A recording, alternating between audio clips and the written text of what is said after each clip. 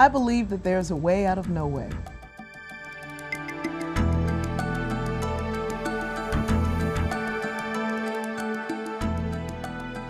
That in this day and age, being fine with just making do is not good enough. Struggling, getting by, coming up short, making ends meet, and keeping my head above water only to realize that land is not even in view are not my inherent birthrights. Yes, I was born of the darker hue, but I believe that wealth is mine to be had. First, there are lessons to be learned, habits to be broken. I can find my way to wealth by looking closely at the past and by climbing the hill of knowledge where once on top, I will see the resources that lay before me. In my journey toward prosperity and abundance, I'll discover the richness of land, the power of home, the gift of being driven, the intelligence of investing, and the joy of being able to give rather than receive. When it's all said and done, I'll look at the me I have become and I'll know without question exactly where wealth lives.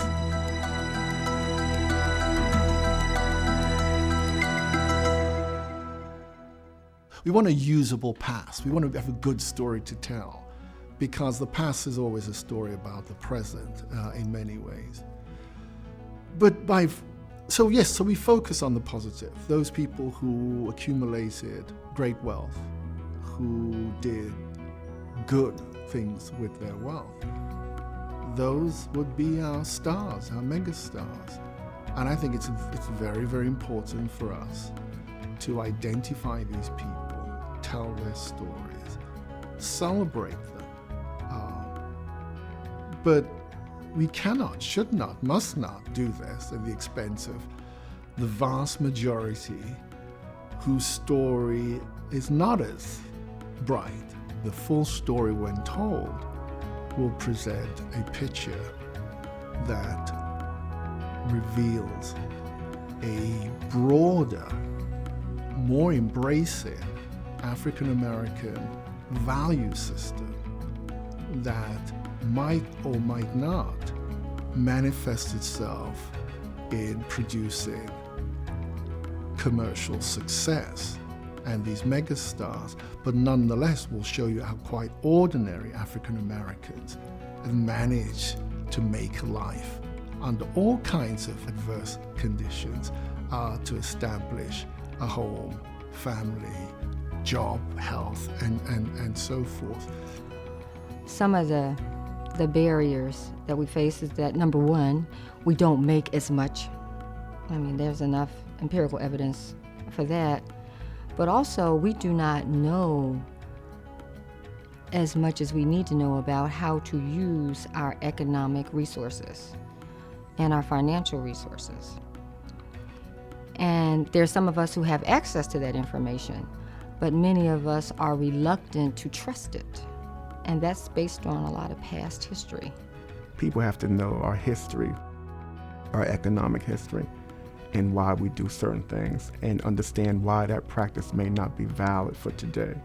We have to educate, raise the consciousness of African Americans today that cash, spending money on clothes and things like that, that's not going to create wealth. It makes you feel good, makes you look good, maybe does something for your image, but it does nothing in terms of solving our economic problem of controlling resources to create wealth.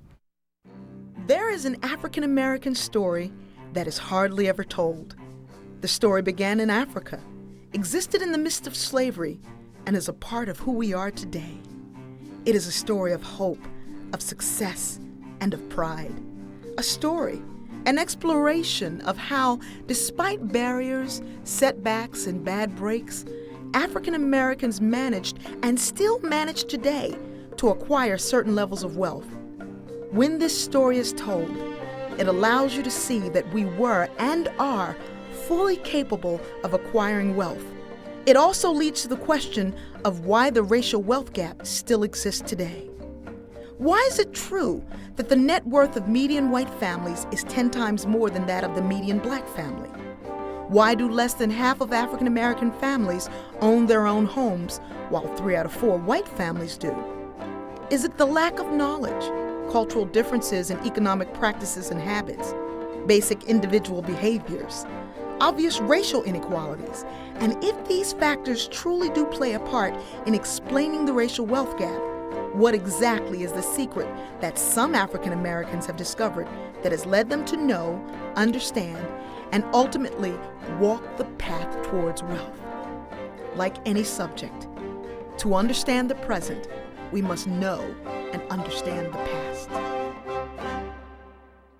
A good place to start is with knowledge of the commercial culture that existed in pre-colonial West and West Central Africa during the period or era of the transatlantic slave trade. It provides a basis to dispel many of the myths and stereotypes about people of African descent that continue to exist today. A very, very extensive commercial culture existed. And with the transatlantic slave trade, while there has been emphasis on African survivalisms, especially cultural aspects, dancing, singing, and other areas, historians have not emphasized that African survivalisms also included self-help economic activities. So when we look at the origin of slavery in the United States, primarily the focus is on the agricultural labor. Interestingly enough, the focus is not on the expertise that Africans had in subtropical production, which is important because that provided the initial basis for the development of wealth in the United States. The assumption always is that Africans came to the New World, settled in places like Virginia, and that they wanted exactly what Europeans wanted, and to some large extent that is true. So the question always, well, what did these people want? That begs the question, well, what did they bring with them? What were their experiences in Africa? Africans, West Africans, from which most of the African Americans were drawn, were captured from West Africa and brought into the slave trade through the Middle Passage and settled in the New World, Brazil, the Caribbean, and what would become the United States. A significant proportion of these people were actually kings, queens, noblemen. The largest proportion of nobility that arrived in this country came not from Europe, but from Africa. Many of these people found themselves in the slave trade and came to the New World and did what they'd done in Africa and elsewhere. They looked out. They looked to establish business. So the first measure of success would be the extent to which African Americans, from the early period of settlement in this country, right up until the end of slavery and afterwards, how successful were they in establishing themselves as in families and on a piece of land? The ownership of one's wages or anything else was the result of the indulgence of the owner. Slave didn't have anything. If he had a dime, if he had 10 cents, it was the owner's 10 cents, not his. And that underscores in a very dramatic way how slaves were bereft of anything themselves. They didn't own their shoes they had on, the clothes they had on their backs, the tools which they used. They didn't own anything.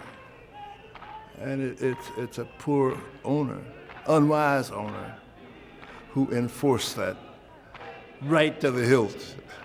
If that makes a slave fairly content and makes him uninterested in increasing his ownership by stealing from the owner, so that the owner simply must indulge. If he has any practical sense at all, he must indulge his slaves to some extent.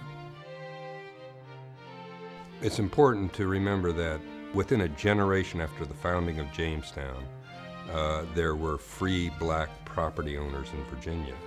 Jamestown, of course, was founded in 1607, and the first Africans arrived in 1619, 20 or so. And within the next 20 years, By the 1640s, a number of free blacks were acquiring property. Of course, it was a frontier community. The number of African Americans in America was small. Nonetheless, there were still free black property owners in the South in the 18th century, in and around Charleston, South Carolina, in and around New Bern and Wilmington, North Carolina, and in Richmond and on the eastern shore of Virginia, as well as in Maryland. Real estate was very important to the 18th century free blacks in the South. Real estate kind of confirmed an independence that one could get. And so, we begin to see that from the very beginning, the attainment of wealth was fueled by a desire to gain self-sufficiency, which was found through the acquisition of land. To have access to land, property, was to have access to wealth. The same is true today, that if you look at wealth accumulation of black people in this country, it stems from access to property. If there were ever a driving force for each African American to aspire to become property owners, it's the beautiful irony of how our ancestors, slaves, property themselves, came to be property owners. First impulse was to test one's freedom by moving away from the plantation or by acquiring property that one could not have had before that time. That is, like clothing and trinkets of all kinds, different kinds.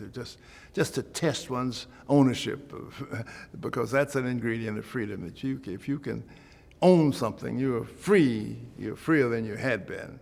And so this is terribly important. Now, what about the things which would really indicate that you were moving into a status of ownership similar to that of your owner? This would mean personal property in terms of animals and real property in terms of land. But there's no way that you can acquire land or indeed personal property like a house unless your owner is going to facilitate it in some way, your former owner. And sometimes former owners did come forward and give to their former slaves an animal or a piece of property, a real property, on land. But that was begrudging and rather rare. Much more likely would be an owner who would give his former slave a piece of land or permission to use the land to cultivate his own crop, particularly if he's interested in providing food. Now, this is built on a tradition that had developed before the Civil War, and that is some slaves were permitted to have their own parcel of land. They didn't own it, but they were permitted to use that land for their own little project, their own growth of their vegetables and other garden things. Stories of land ownership among former slaves don't just live in the minds of historians and within pages of books. They exist and are told within our own families as well. We just have to listen. My grandfather was the baby of 16 kids, and his mother and father were slaves, and they were owned by two sisters.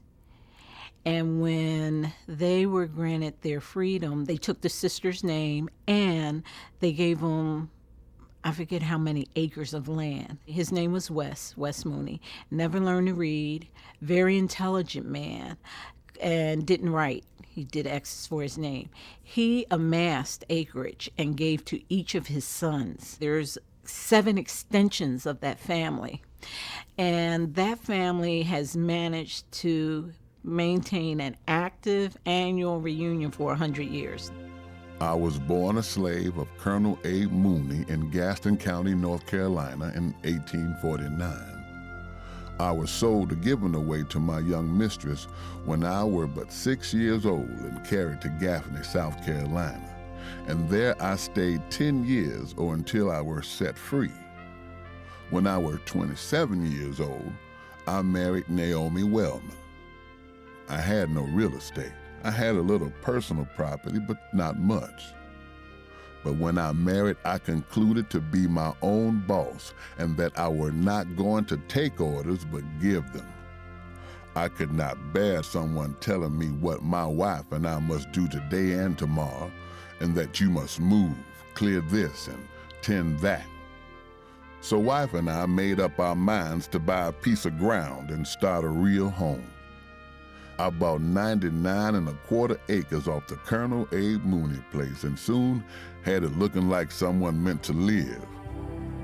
The Lord blessed us with a large family of girls and boys. They looked as plentiful as chickens in the yard. And when at the table, it seemed as if we were having company or corn shucking.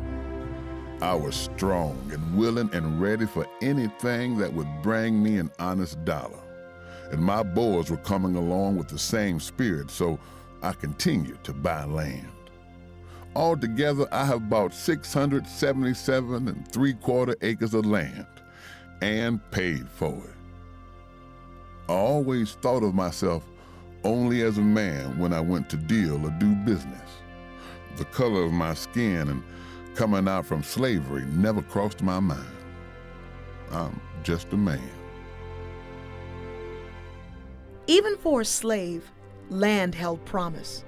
A promise for hope, a promise for a better future, a promise for the possibility of building wealth. And from the ownership of land grew the desire for more. Already involved in almost all areas of the American colonial economy, agriculture, textiles, personal service, Africans in America had the acumen, expertise, and certainly the entrepreneurial drive to run and own their own businesses. But did they? Some blacks as slaves were so very skillful that their owner allowed them to manage the various enterprises that they had. One slave managed his owner's coal yard, Robert Gordon, and was so successful that when he bought his way out of slavery, he had some $15,000. But his owner allowed him to set up a business on the side. I think I should mention Elizabeth Keckley, because many people look at her as a dressmaker, the confidant to Mrs. Abraham Lincoln, who had her problems. But Elizabeth Keckley was a dress designer who had a haute couture dress business. She employed some 25 seamstresses in her Washington, D.C. business enterprise. This was a substantial business. This was not just a little woman sewing up dresses. In addition, while she was a slave, Elizabeth Keckley supported her slave owner and his family, some 12 people, I believe, with her dressmaking activities. I think to understand the black businesses after the Civil War, we have to go at least a little before the Civil War, starting in 1860. And there are a wide variety of black businesses. We often tend to focus on barbering, which is very important, but there were a lot more free black blacksmiths, for example, or carpenters than there were barbers. The barbers, of course, tended to get a lot of cash economy because it's white clientele, and so they can save a lot of their money. But most of the black businessmen and women were in the crafts and the service sector, but storekeepers as well. Basically what any white man did for a business, black men and women were doing as well. Funeral homes were a very important part of the African American entrepreneurial effort. The notion of being buried by a professional was a new thing, black or white, in the South around 1900. And African Americans who got into the burial business became real leaders in their communities often because they knew everyone, served everyone, but also they had a stream of income that was independent of the white folks. I found that there were 4 waves, 4 phases, by which we can analyze how blacks began to develop and expand various business activities. The first wave took place from 1900 to 1930, which I call the golden age of black business, because it was at this point, with the expansion of the American economy, the expansion of industrialization, that black Americans were almost in a shadow economy, attempting to develop those same enterprises. We have the beginning of the motion picture industry, the recording industry, the record industry. No one was giving black people anything.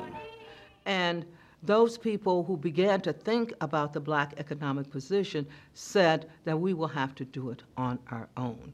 So we have the beginning of this separate black economy. Some of the leading businesses that people have focused on would be the black hair care products manufacturing enterprises.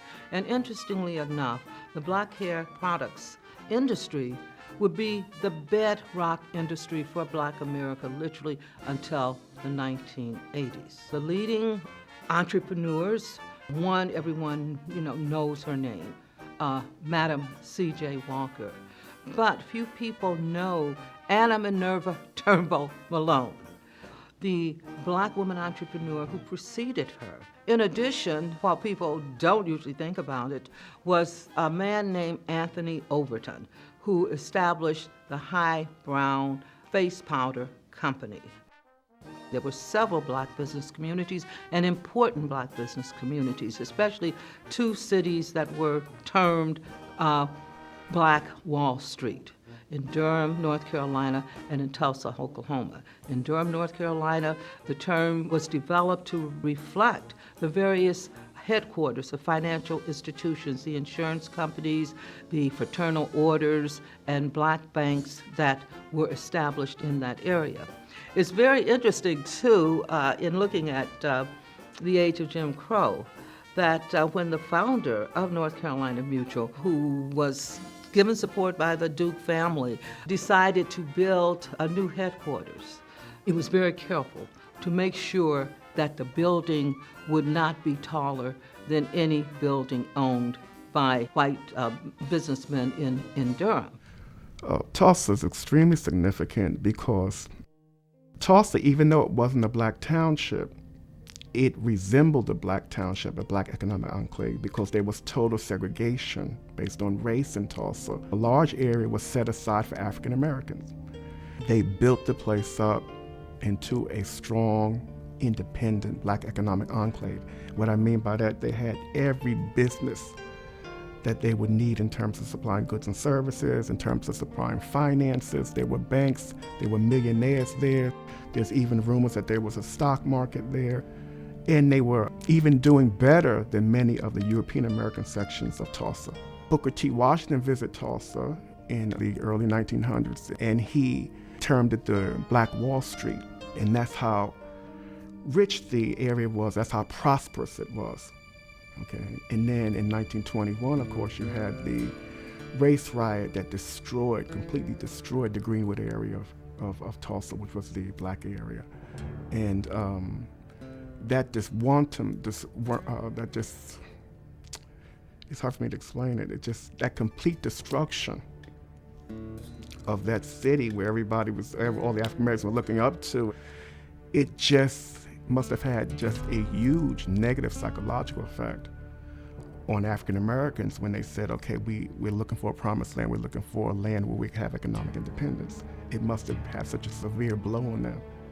And that's why I think Tulsa is so significant. One, because of its rise economically, and then because of the way it fell. It must have disheartened so many people to say, why would we try to go out there and start something now? Because if we start something, they're just going to destroy it. When you look at the stats on the numbers of businesses owned by blacks and the numbers of businesses owned by others, one has to challenge what exactly was the black business community. Because when we get to the second wave rise in black corporate America, this would be from the 1930s to the civil rights era, with the Great Depression, blacks began to challenge the system of whites having businesses in black communities where only whites were hired. So during the 1930s, you had Don't Buy Where You Can't Work campaigns. And so these protests took place, and for the first time, many blacks would be hired in some of the businesses. There was also the emphasis of the double duty dollar. That is, if black consumers used their dollars to purchase goods from black businessmen, these dollars would be recirculated in the black community. From a time when black-owned businesses literally grew out of cotton fields and kitchens, up to today's entrepreneurial ventures, African Americans have understood that the attainment of wealth is probably no more gratifying than when it comes from establishing and growing one's own business. I didn't realize it, but my family has been in business for years, and that's with the sweetgrass baskets. So as I was growing up, watching my mother and grandmother maybe go to shows, and I'd see them collecting money, negotiating.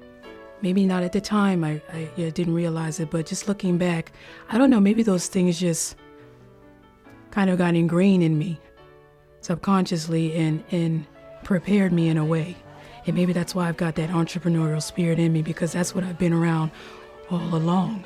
Unlike traditional basket ladies, as we call them, that sell them in the market downtown in Charleston, or like my grandmother that sells them near the courthouse.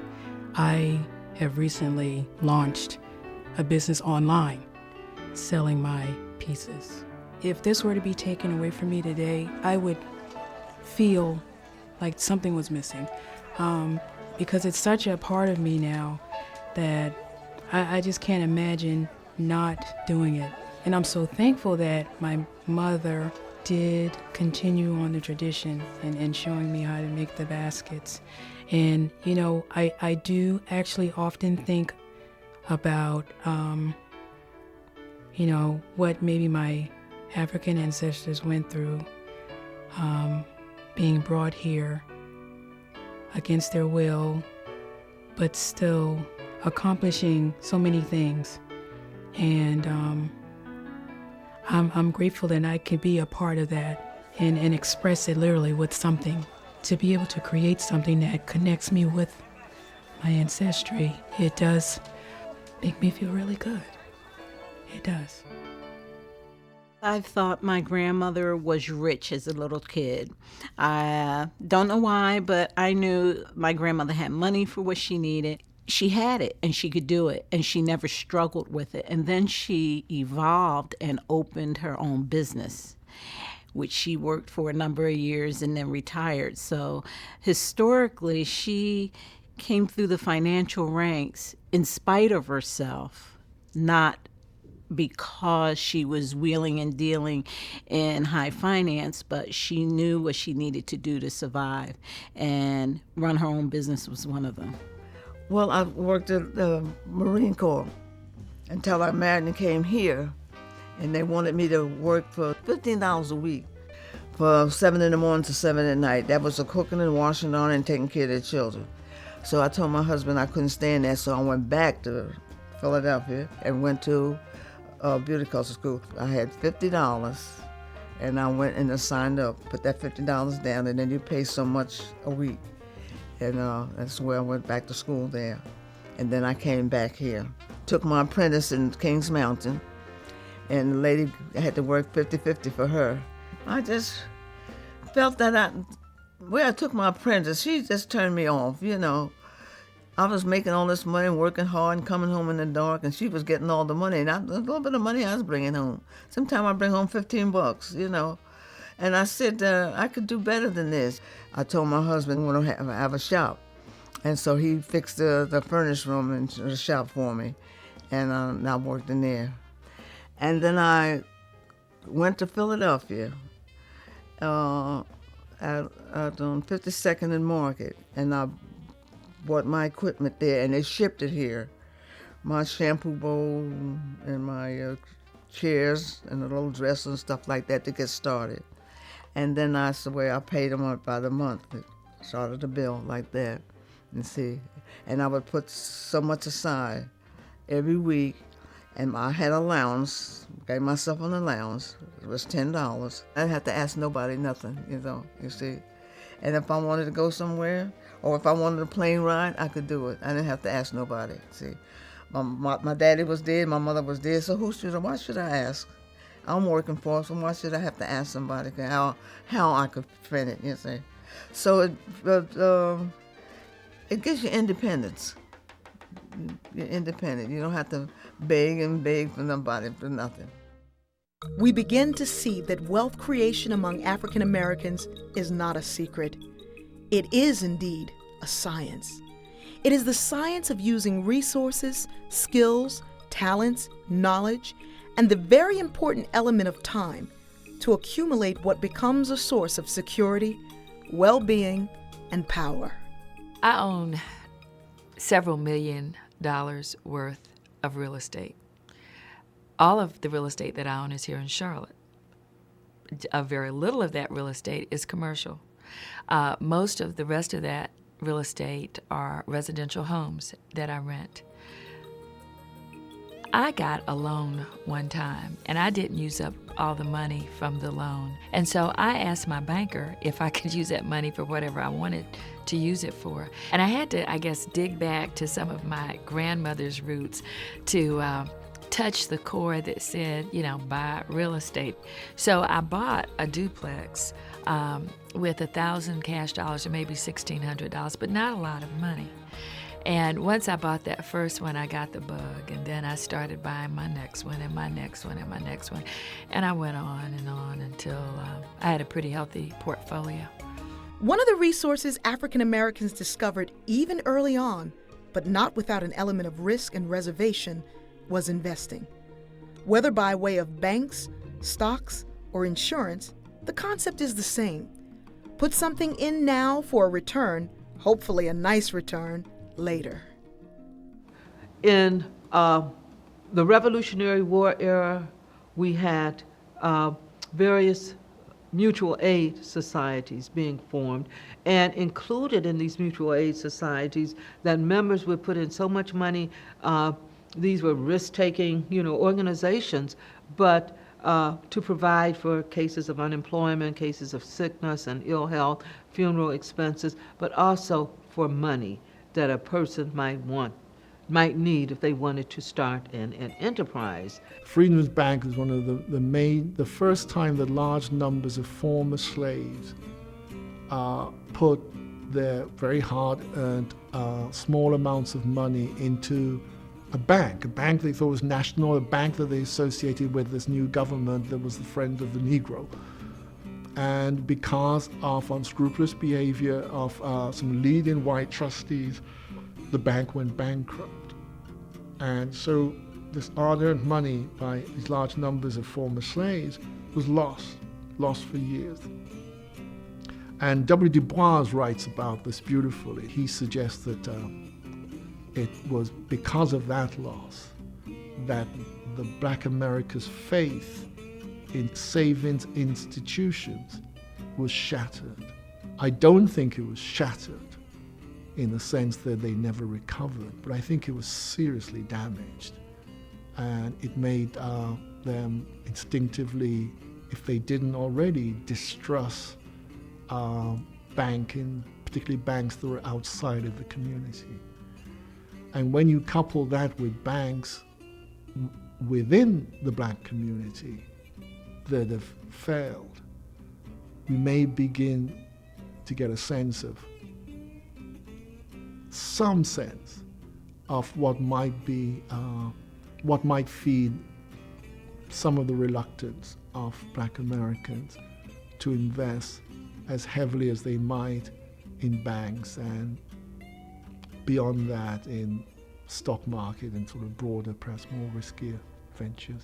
Although blacks did begin using banks as a source for investing and saving, they certainly were not the most widely used investment source for the majority of the community. In terms of creating wealth, one of the things that Americans of all stripes use is the insurance company. This is something that working people in the North, immigrants, made use of. And here in the South, by the 1890s and 1900s, there were a number of black-owned insurance companies that you put in a few cents every week, and pretty soon you had a burial policy, you had a life insurance policy, you had something to take care of your family after you were gone. There was the North Carolina Mutual out of Durham, which became one of the largest black-owned businesses in the world. One in Charlotte was called the Afro-American Mutual Insurance Company. Afro-American, we think of that as a new name, but it was in use around 1900. And there's a wonderful advertisement talking about how an Afro-American policy made by an Afro-American clerk on an Afro-American family makes an Afro-American household independent in times of crisis. And that's really the watchword of this new Negro leadership. Well, my children, I put in a life insurance, Metropolitan, 5 cents a week for that life insurance. And they were in that until they were in their teens. At that time, they would come to your house and collect your insurance. He would come every Monday, and we used to get so angry with him because he'd come a time we were eating. So, with 5 cents a week for that life insurance. And it was just a normal thing to do. It was the norm. When you have children, you put them in an insurance. As we examine the history and present state of wealth creation among African Americans, an important element that must be included is one that focuses not so much on the actions of the individual, but on the actions of the group as a whole. It's the practice of giving, the practice of philanthropy. We call it giving back. To understand the history and the beginning of black philanthropy, you have to understand black philanthropy is conditioned by the larger society. And so you have to understand that Africans came to this country as slaves from multiple countries in Africa, and suddenly they became one family. And so they blended multiple traditions of giving that were communal in their own native land. So the tribal giving tradition was that we shared and we were part of a unit. And so as slaves in America from different tribes, that communal giving became the basis of how they shared. And it was important because as they were under this oppressive system called slavery, they only could depend on themselves. And you had people like Prince Hall, who started the early Masons. And a very key part of that early Mason history was about giving back, of being of assistance, because the American society didn't know what to do with these free blacks. They really couldn't participate fully, and they really didn't have access to the larger social systems, so they had to build their own systems. Black Freemasonry, or what we call Prince Hall Freemasonry, existed back to the American Revolution is when it begins. And of course, it's only in the North. There is no chapters here in the South. But after the Civil War, Black Freemasonry does make its way into the South. By about 1870, there were maybe about 100 Black Freemasons here in North Carolina. By the turn of the century, there were 10,000. Each chapter usually owned its lodge. And the lodge was much bigger than they needed to hold their meetings in. And so what they would do is they would rent out different rooms of the lodge for black businessmen. So there might be a storekeeper in part of it. They were also community centers as well, I should add, and libraries, actually. So you see this evolution, but again, it's communal. The church becomes the centerpiece because that's who we trust. And one important thing, the pastor is the one person controlled by the black community. The pastor is the one person who has voice to say the things that no one else can say because they get their payment from the community. And that's why in the South, the pastor was often harassed, killed, went from town to town, but they're used to looking to the pastor in the church. And that same church then becomes the political movement to say, Jim Crow is no longer acceptable as American society. You had women's bridge clubs in the South. They may have rarely played bridge, but that was the place where philanthropy happened. They had the mutual secret societies, were very popular in the South, but they were secret societies. And they were secret because back in the 1800s, there were several states where you could be arrested for being part of a nonprofit organization. They had laws on the books that said African Americans could not have a nonprofit organization. You were prevented from doing that. So you couldn't be part of the larger community, and they had laws saying you couldn't make your own. So you had to create these other institutions to be the shell, and then behind the locked door, that's where the activity took place.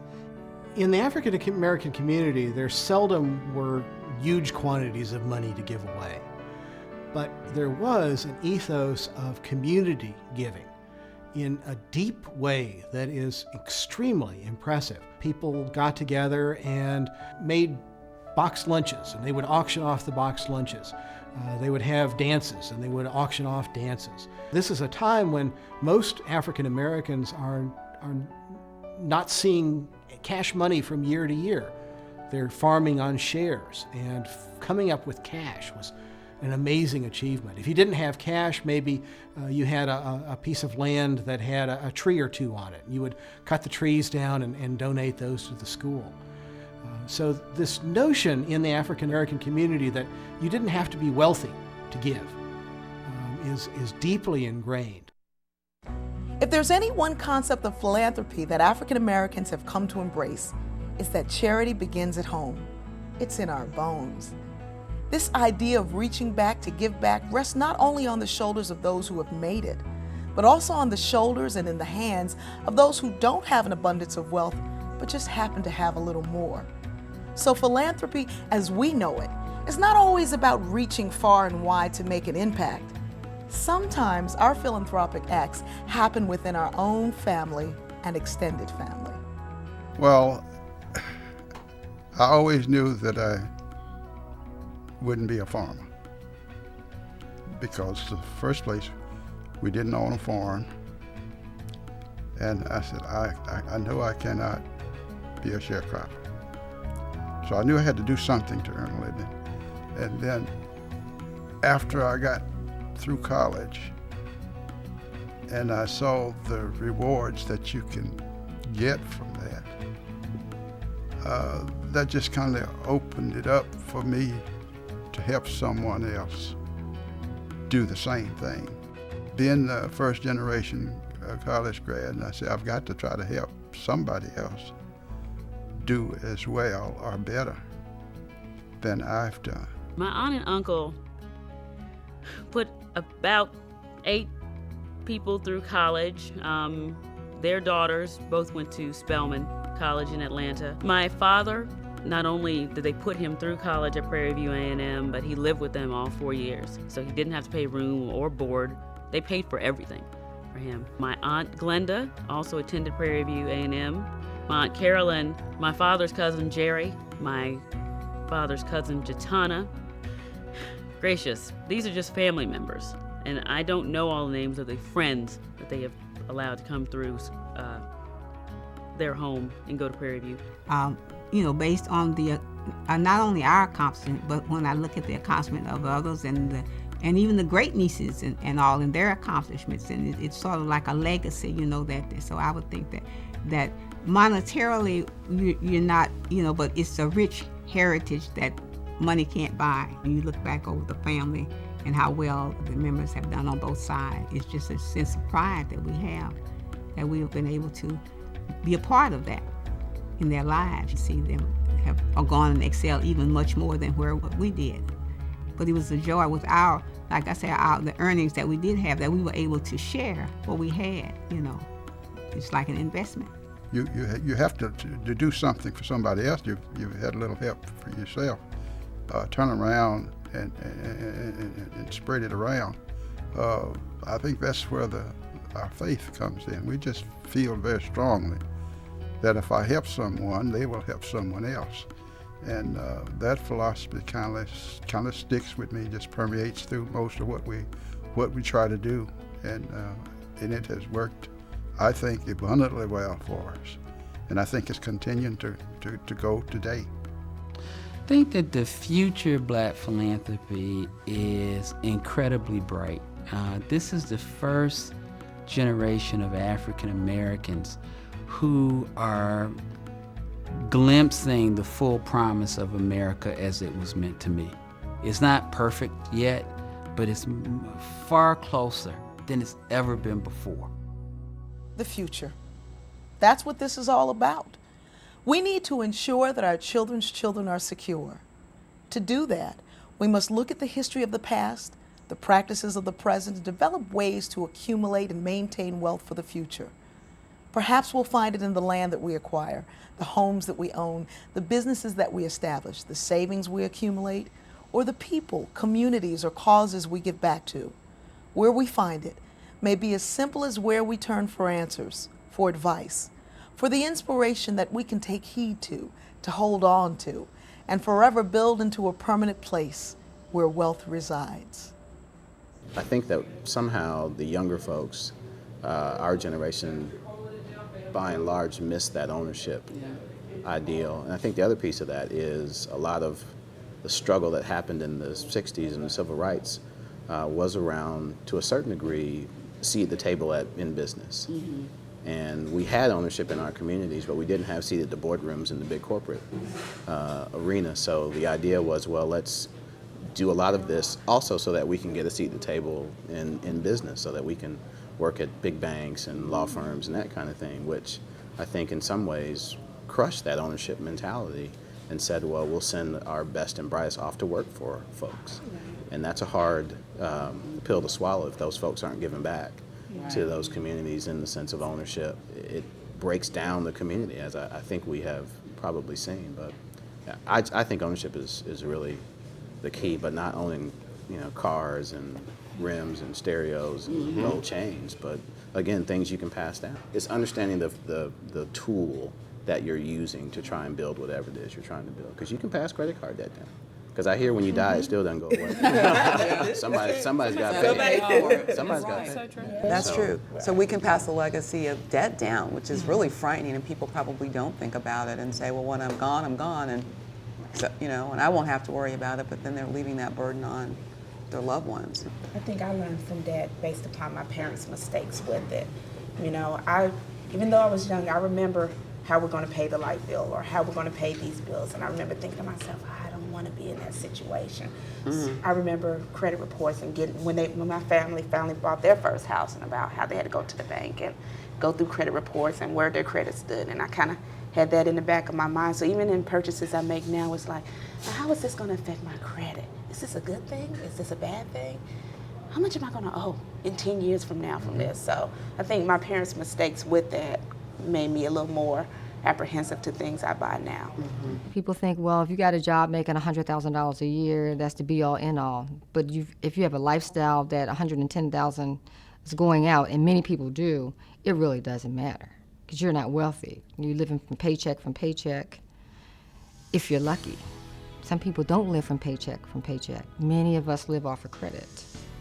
So we're living off of paycheck for this year. And many people are making a whole lot of money off of us, and we act like we don't understand it or care about that. So for many of us, making it in America is having that ability to buy stuff. And if you see someone else with some stuff, whether it's a pretty hat or a nice brand new car or a new cell phone, or you're gonna do it. That's almost what being an American is all about. If you're going to insulate yourself from the worst element of that, you need a counter narrative. You need a different story. You need to be forever reminded as Black Americans who you are, where you come from, what responsibilities your great-great-great-grand people had for those who came before them, what responsibilities you have. I think that the hope for young people to understand this is the way it is doesn't mean that this is the way it has to continue. And not only does it not have to continue, they can be a part of the group who are going to think, how do we get ahead? What do we do that's going to take us higher?